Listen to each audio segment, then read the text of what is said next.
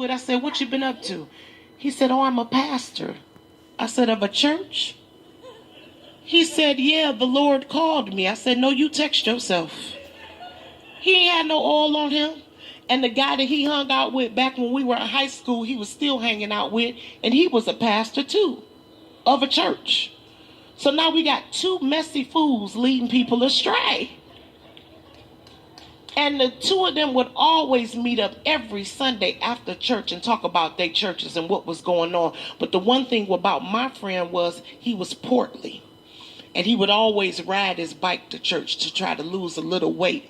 And every Sunday he'd meet up with his friend and they talk about the mess going on. And one Sunday the two of them met up, but my friend didn't have his bike. And his friend said, what happened to your bike, man of God?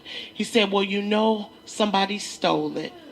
He said, well, man of God, when you go back to your church next Sunday, I need you to preach from the 10 Commandments. When you get to thou shalt not steal, somebody's going to return your bike back. Amen. Next Sunday, the two of them met up, and guess who was riding his bike? Oh, the word of the Lord don't come back void. The man said, I see you preach from the 10 Commandments about thou shalt not steal. He said, well, actually, when I got to thou shalt not commit adultery, I remember why I left my bike. Don't get the religious on me. They just jokes, people. They still trying to get it back there, amen. Just jokes, just jokes. Got to learn how to laugh.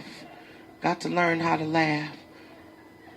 Tell you got discrimination everywhere. It's so hard being plus size in church because the skinny saints always want to discriminate against you. Quit looking at Dr. Cheryl because she don't leave skinny one up in here this evening.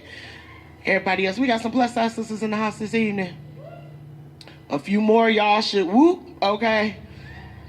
You thought because it was dark outside the Lord couldn't see you with your juicy self? Ain't nothing wrong with being plus size. When you're plus size, you got to have a plus size spirit and say, God is good all the time, and all the time I look good. Big girls, have you ever looked so good you walked up in church backwards?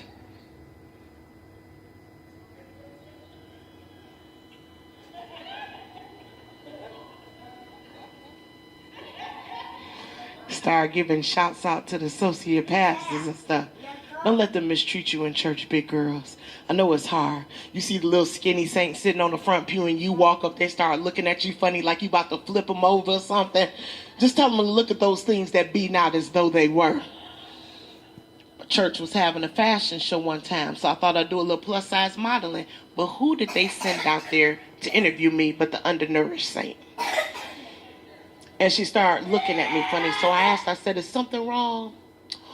Oh, well, it says on your application that you wear a 5'6". I said, no, that's 5 times 6. I wear a 30. But I take it you're not 162 pounds. I said, I take it you can't read.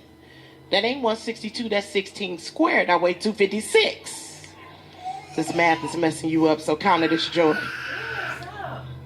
But these measurements, they couldn't be right. You couldn't be a 36, 24, 36. I said, oh, yes, I am. That's my thigh, knee, and ankle. So do I get the modeling job?